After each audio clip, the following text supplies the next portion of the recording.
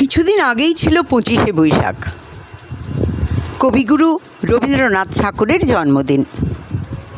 আজকের গল্প কবিগুরুর জীবনের কৌতুক নিয়ে। তাঁর জীবনের দুটি ঘটনা এখানে শোনানো হচ্ছে। রবীন্দ্রনাথ ঠাকুরের বিবাহের উদ্যোগ শুরু করেছেন তাঁর পরিবার। একটি সম্বন্ধ এসেছে। পাত্রী খুব ধনী, 7 লাখ টাকার উত্তরাধিকারী। সে যুগে 7 লাখ টাকা যৌতুক ভাবা যায়? পরিবারের সঙ্গে রবীন্দ্রনাথও পাত্রী দেখতে গেলেন। তিনি যে ঘরে বসে আছেন সে ঘরে দুজন অল্প বয়সী মেয়ে এসে বসল। একজন নেহাতি চুপচাপ সাদাসিধে জড়ভরতের মতো এক কোণায় বসে রইল। অন্য মেয়েটি যেমন সুন্দরী তেমনি চটপটে স্মার্ট। তার একটুও জড়তা নেই, সুন্দর ইংরেজি উচ্চারণ, পিয়ানো বাজালো দারুণ, সঙ্গীত নিয়ে টুকটাক জ্ঞানগর্ভ আলোচনাও করল। রবীন্দ্রনাথের খুবই পছন্দ হলো মেয়েটিকে। এমন সময় বাড়ির কর্তা ঘরে ঢুকে শুভেচ্ছা বিনিময়ের পর মেয়ে দুটির সঙ্গে পরিচয় করিয়ে দিলেন। সুন্দরী মেয়েটিকে দেখিয়ে বললেন, হিয়ার ইজ মাই ওয়াইফ। আর জড়ভরতকে দেখিয়ে বললেন, হিয়ার ইজ মাই ডটার।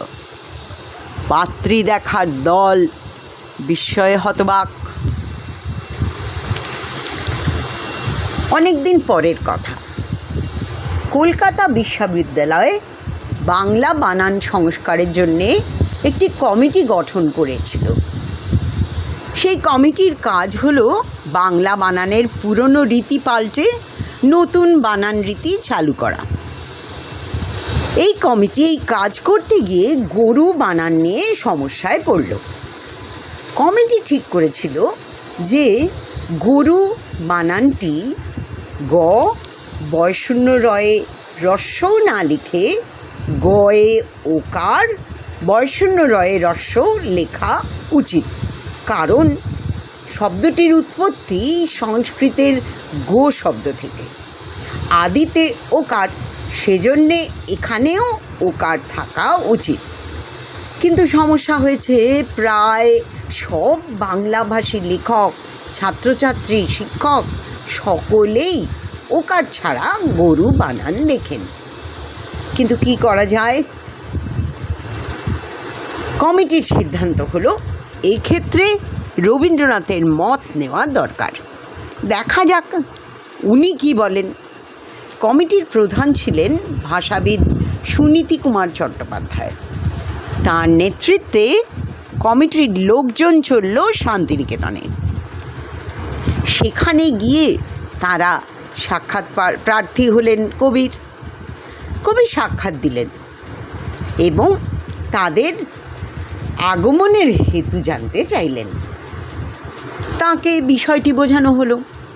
বলা হলো, আমরা আপনার মত জানতে এসেছি, আপনি কি বলেন? রবীন্দ্রনাথ কথাটা শুনে মৃদু হেসে বললেন, তা তোমাদের ওকার দিয়ে গরু লেখার ব্যাপারে অন্তত একটা সুবিধে হবে। আমাদের দেশের জীর্ণকায় হাড় জিরজিরে গরুগুলোকে অন্তত একটু মোটা আর তাজা দেখাবে।